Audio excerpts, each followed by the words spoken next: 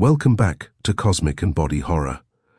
Join us on a journey through the pages of old, dusty horror pulp magazines. Before we begin, I invite you to pause for a moment and share in the comments where in the world you're listening from and what time of day it is for you. He, by H P Lovecraft. The old man clawed and spat at me through the moldy air and barked things in his throat as he swayed with the yellow curtain he clutched. I saw him on a sleepless night when I was walking desperately to save my soul and my vision. My coming to New York had been a mistake, for whereas I had looked for poignant wonder and inspiration in the teeming labyrinths of ancient streets that twist endlessly from forgotten courts and squares and waterfronts to courts and squares and waterfronts equally forgotten, and in the cyclopean modern towers and pinnacles that rise blackly Babylonian under waning moons, I had found instead only a sense of horror and oppression which threatened to master, paralyze, and annihilate me. The disillusion had been gradual. Coming for the first time upon the town, I had seen it in the sunset from a bridge, majestic above its waters, its incredible peaks and pyramids rising, flower-like and delicate from pools of violet mist, to play with the flaming golden clouds and the first stars of evening. Then it had lighted up window by window above the shimmering tides where lanterns nodded and glided, and deep horns bade weird harmonies, and had itself become a starry firmament of dream, redolent of fairy music, and one with the marvels of Carcassonne and Samarkand and El Dorado, and all glorious and half-fabulous cities. Shortly afterward I was taken through those antique ways so dear to my fancy, narrow curving alleys and passages where rows of red Georgian brick blinked, with small-paned dormers above pillared doorways that had looked on gilded sedans and paneled coaches.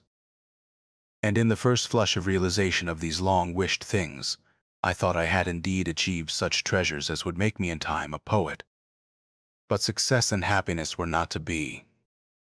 Garish daylight showed only squalor and alienage, and a noxious elephantiasis of climbing. Spreading stone where the moon had hinted of loveliness and elder magic.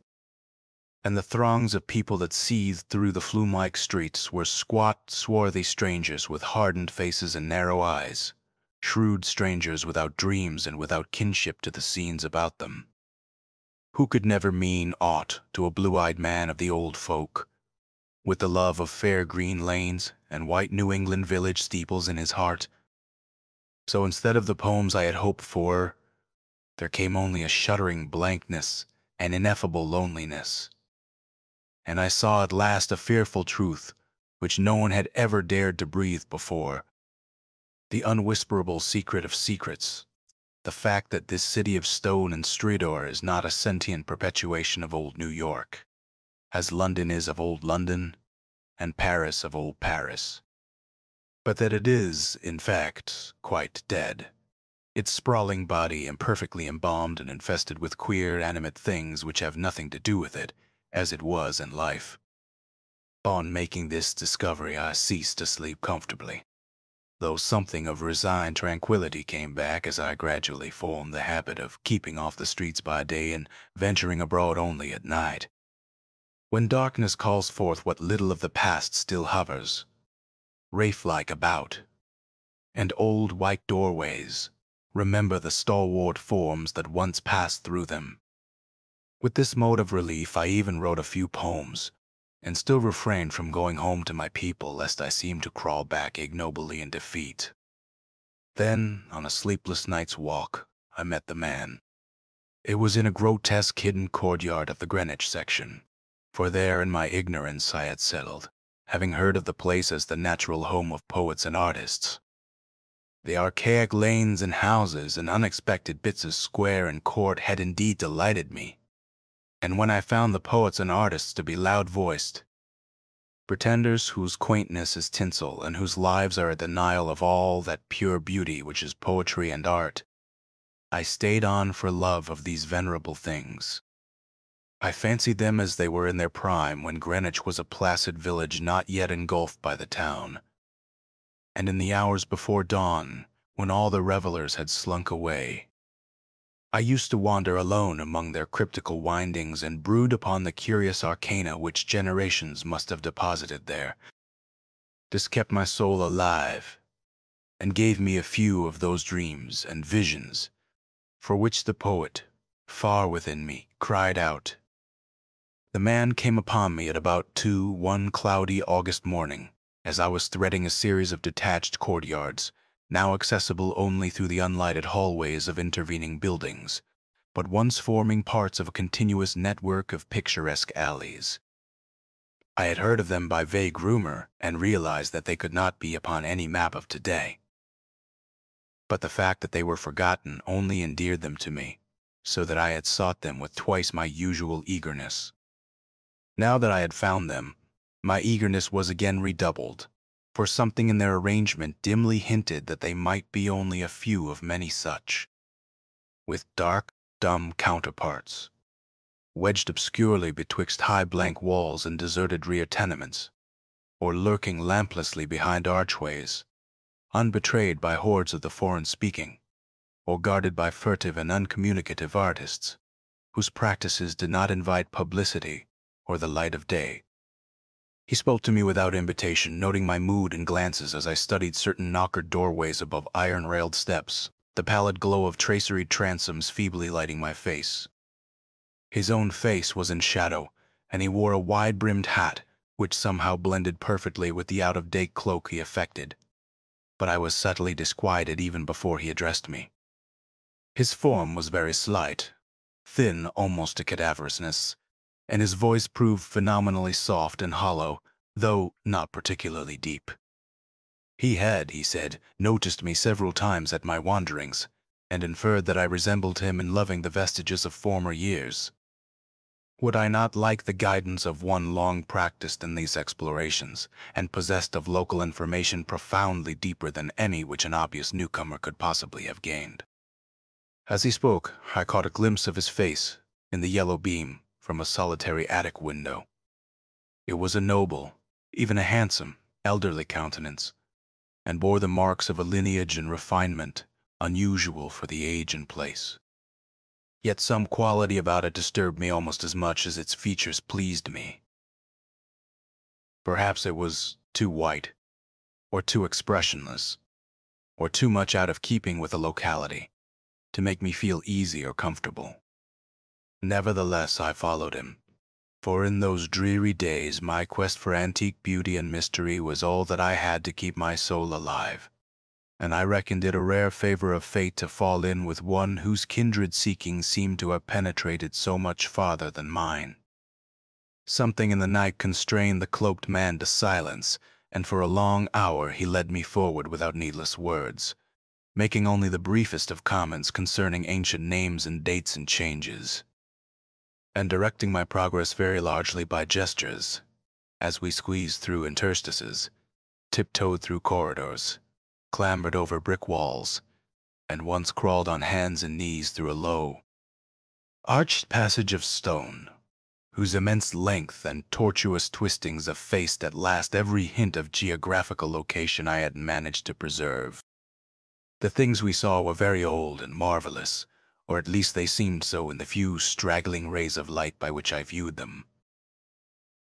And I shall never forget the tottering Ionic columns, and fluted pilasters and urn-headed iron fence posts, and flaring linteled windows, and decorative fanlights that appeared to grow quainter and stranger the deeper we advanced into this inexhaustible maze of unknown antiquity. We met no person, and as time passed the lighted windows became fewer and fewer. The street lights we first encountered had been of oil and of the ancient lozenge pattern. Later I noticed some with candles, and at last, after traversing a horrible unlighted court, where my guide had to lead me with his gloved hand through total blackness to a narrow wooden gate in a high wall, we came upon a fragment of alley lit only by lanterns in front of every seventh house, unbelievably colonial tin lanterns, with conical tops and holes punched in the sides. This alley led steeply uphill, more steeply than I had thought possible in this part of New York, and the upper end was blocked squarely by the ivy-clad wall of a private estate. beyond which I could see a pale cupola and the tops of trees waving against a vague likeness in the sky. In this wall was a small, low-arched gate of nail-studded black oak, which the man proceeded to unlock with a ponderous key. Leading me within, he steered a course in utter blackness over what seemed to be a gravel path, and finally up a flight of stone steps to the door of the house, which he unlocked and opened for me. We entered, and as we did so I grew faint from a reek of infinite mustiness, which welled out to meet us, and which must have been the fruit of unwholesome centuries of decay. My host appeared not to notice this, and in courtesy I kept silent as he piloted me up a curving stairway across a hall and into a room whose door I heard him lock behind us. Then I saw him pull the curtains of the 3 small paned windows that barely showed themselves against the lightening sky, after which he crossed to the mantel, struck flint and steel, lighted 2 candles of a candelabrum of 12 sconces, and made a gesture enjoining soft-toned speech.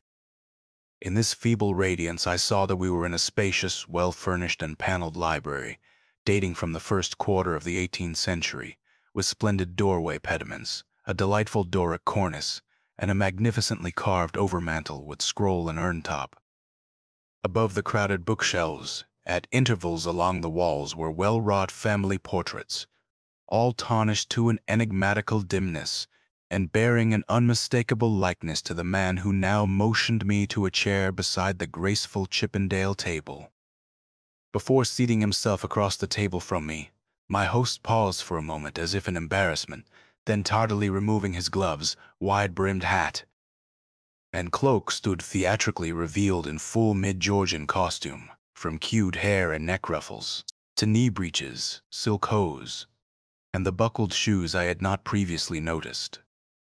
Now slowly sinking into a lyre-back chair, he commenced to eye me intently. Without his hat, he took on an aspect of extreme age which was scarcely visible before, and I wondered if this unperceived mark of singular longevity were not one of the sources of my original disquiet.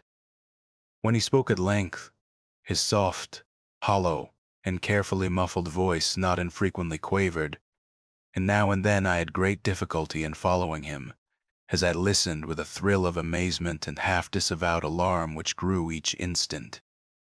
"You behold, sir," my host began, "a man of very eccentrical habits, for whose costume no apology need be offered to one with your wit and inclinations. Reflecting upon better times, I have not scrupled to ascertain their ways, and adopt their dress and manners, an indulgence which offends none if practiced without ostentation. It hath been my good fortune to retain the rural seat of my ancestors, swallowed though it was by 2 towns, first Greenwich, which built up hither after 1800, then New York, which joined on near 1830. There were many reasons for the close keeping of this place in my family, and I have not been remiss in discharging such obligations. The squire who succeeded to it in 1768 studied certain arts and made certain discoveries, all connected with influences residing in this particular plot of ground, and eminently deserving of the strongest guarding. Some curious effects of these arts and discoveries I now purpose to show you under the strictest secrecy, and I believe I may rely on my judgment of men enough to have no distrust of either your interest or your fidelity." He paused, but I could only nod my head. I have said that I was alarmed, yet to my soul nothing was more deadly than the material daylight world of New York. And whether this man were a harmless eccentric or a wielder of dangerous arts, I had no choice, save to follow him and slake my sense of wonder on whatever he might have to offer. So I listened. "To my ancestor," he softly continued, "there appeared to reside some very remarkable qualities in the will of mankind, qualities having a little suspected dominance, not only over the acts of oneself and of others, but over every variety of force and substance in nature, and over many elements and dimensions deemed more universal than nature herself. May I say that he flouted the sanctity of things as great as space and time, and that he put to strange uses the rights of certain half-breed Red Indians once encamped upon this hill. These Indians showed color when the place was built, and were plaguey pestilent in asking to visit the grounds at the full of the moon. For years they stole over the wall each month when they could, and by stealth performed sartain acts. Then, in '68, the new squire catched them at their doings, and stood still at what he saw. Thereafter, he bargained with them, and exchanged the free access of his grounds for the exact inwardness of what they did.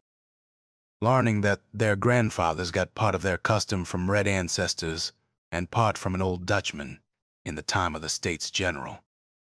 And pox on him, I am afeard the squire must have served them monstrous bad rum, whether or not by intent, for a week after he learnt the secret, he was the only man living that knew it.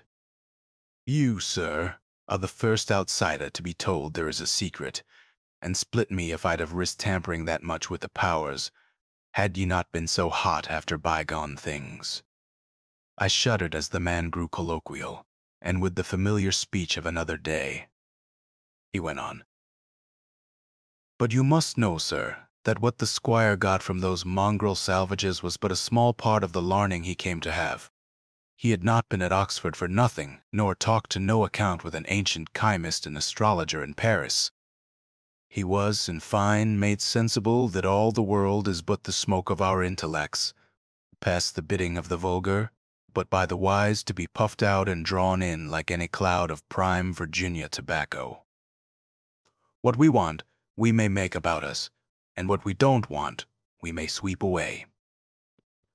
I won't say that all this is wholly true in body, but 'tis sufficient true to furnish a very pretty spectacle now and then. You, I conceive, would be tickled by a better sight of sartain other years than your fancy affords you. So be pleased to hold back any fright at what I design to show. Come to the window and be quiet. My host now took my hand to draw me to one of the two windows on the long side of the malodorous room, and at the first touch of his ungloved fingers I turned cold. His flesh, though dry and firm, was of the quality of ice, and I almost shrank away from his pulling. But again I thought of the emptiness and horror of reality, and boldly prepared to follow whithersoever I might be led. Once at the window, the man drew apart the yellow silk curtains and directed my stare into the blackness outside. For a moment I saw nothing save a myriad of tiny dancing lights, far, far before me. Then, as if in response to an insidious motion of my host's hand, a flash of heat lightning played over the scene, and I looked out upon a sea of luxuriant foliage, foliage unpolluted, and not the sea of roofs to be expected by any normal mind. On my right the Hudson glittered wickedly, and in the distance ahead I saw the unhealthy shimmer of a vast salt marsh constellated with nervous fireflies. The flash died, and an evil smile illumined the waxy face of the aged necromancer. That was before my time, before the new squire's time. Pray, let us try again. I was faint, even fainter than the hateful modernity of that accursed city had made me. Good God, I whispered. Can you do that for any time? And as he nodded and bared the black stumps of what had once been yellow fangs, it clutched at the curtains to prevent myself from falling. But he steadied me with that terrible, ice-cold claw, and once more made his insidious gesture. Again the lightning flashed, but this time upon a scene not wholly strange. It was Greenwich. The Greenwich that used to be, with here and there a roof or row of houses as we see it now, yet with lovely green lanes and fields, and bits of grassy common. The marsh still glittered beyond, but in the farther distance I saw the steeples of what was then all of New York, Trinity and St. Paul's, and the brick church dominating their sisters, and a faint haze of wood smoke hovering over the whole. I breathed hard, but not so much from the sight itself as from the possibilities my imagination terrifiedly conjured up. Can you, dare you, go far? I spoke with awe, and I think he shared it for a second, but the evil grin returned. Far, what I have seen would blast ye to a mad statue of stone. Back, back, forward, forward, look ye, puling lackwit. and as he snarled the phrase under his breath, he gestured anew, bringing to the sky a flash more blinding than either which had come before. For full 3 seconds I could glimpse that pandemoniac sight, and in those seconds I saw a vista which will ever afterward torment me in dreams. I saw the heavens verminous with strange flying things, and beneath them a hellish black city of giant stone terraces with impious pyramids flung savagely to the moon, and devil lights burning from unnumbered windows. And swarming loathsomely on aerial galleries, I saw the yellow, squint-eyed people of that city, robed horribly in orange and red and dancing insanely to the pounding of fevered kettle drums, the clatter of obscene crotala, and the maniacal moaning of muted horns whose ceaseless dirges rose and fell undulantly, like the waves of an unhallowed ocean of bitumen. I saw this vista, I say, and heard as with the mind's ear the blasphemous Dom Daniel of cacophony which companioned it. It was the shrieking fulfillment of all the horror which that corpse city had ever stirred in my soul. And forgetting every injunction to silence, I screamed and screamed and screamed as my nerves gave way and the walls quivered about me. Then, as the flash subsided, I saw that my host was trembling too, a look of shocking fear half blotting from his face the serpent distortion of rage which my screams had excited. He tottered, clutched at the curtains as I had done before, and wriggled his head wildly, like a hunted animal. God knows he had cause, for as the echoes of my screaming died away, there came another sound so hellishly suggestive that only numbed emotion kept me sane and conscious. It was the steady, stealthy creaking of the stairs beyond the locked door, as with the ascent of a barefoot or skin-shod horde, and at last the cautious, purposeful rattling of the brass latch that glowed in the feeble candlelight. The old man clawed and spat at me through the moldy air and barked things in his throat as he swayed with the yellow curtain he clutched. "The full moon, damn ye, yeah! Yeah, yelping dog, ye called 'em, and they've come for me. Moccasin feet, dead men. Gad sink ye, ye red devils.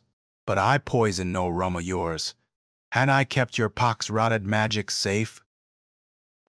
Ye swilled yourselves sick, curse ye, and ye must needs blame the squire. Let go you, unhand that latch, I've naught for ye here." At this point 3 slow and very deliberate raps shook the panels of the door, and a white foam gathered at the mouth of the frantic magician. His fright, turning to steely despair, left room for a resurgence of his rage against me, and he staggered a step toward the table on whose edge I was steadying myself. The curtains, still clutched in his right hand as his left clawed out at me, grew taut and finally crashed down from their lofty fastenings, admitting to the room a flood of that full moonlight which the brightening of the sky had presaged.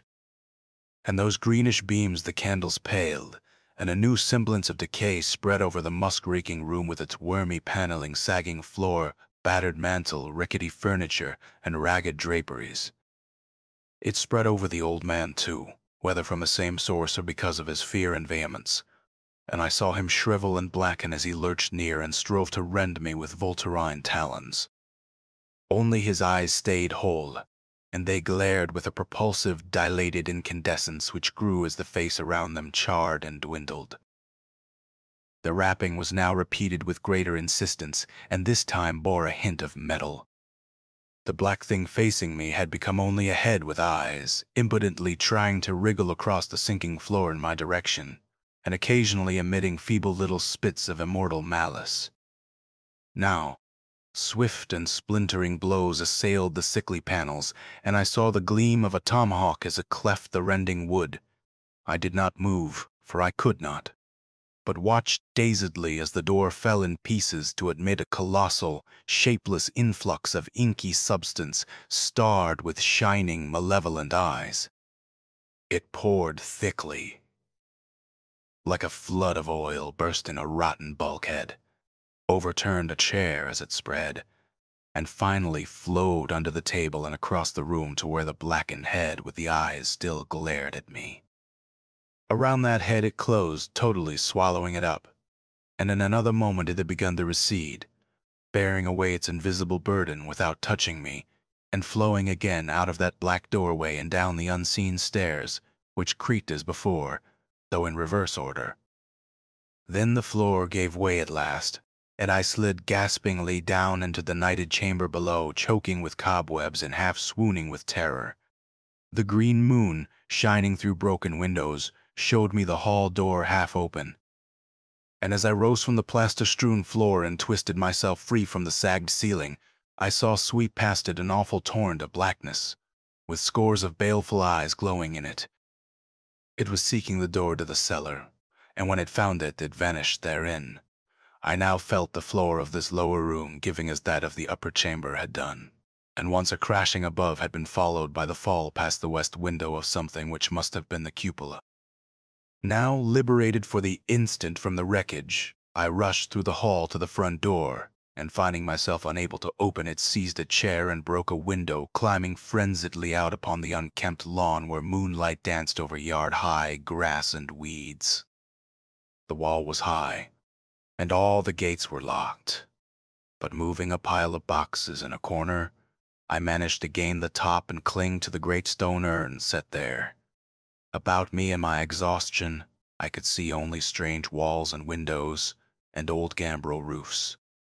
The steep street of my approach was nowhere visible, and the little I did see succumbed rapidly to a mist that rolled in from the river despite the glaring moonlight. Suddenly the urn to which I clung began to tremble as if sharing my own lethal dizziness, and in another instant my body was plunging downward to I knew not what fate. The man who found me said that I must have crawled a long way despite my broken bones, for a trail of blood stretched off as far as he dared look. The gathering rain soon effaced this link with the scene of my ordeal, and reports could state no more than that I had appeared from a place unknown at the entrance of a little black court off Perry Street. I never sought to return to those tenebrous labyrinths, nor would I direct any sane man thither if I could. Of who or what that ancient creature was, I have no idea, but I repeat that the city is dead and full of unsuspected horrors. Whither he has gone I do not know, but I have gone home to the pure New England lanes, up which fragrant sea winds sweep at evening. End of He by H P Lovecraft. If you found this story interesting, take a moment to support the channel, hit subscribe, click the bell icon so you're notified of new stories, leave a comment, and give the video a thumbs up. Share it on your socials if you think others might enjoy pulp horror. And if you'd like to go a step further in reviving these forgotten horrors, you can click the Super Thanks button below or become a member of the channel. With your support, these dusty old stories may see the light once more.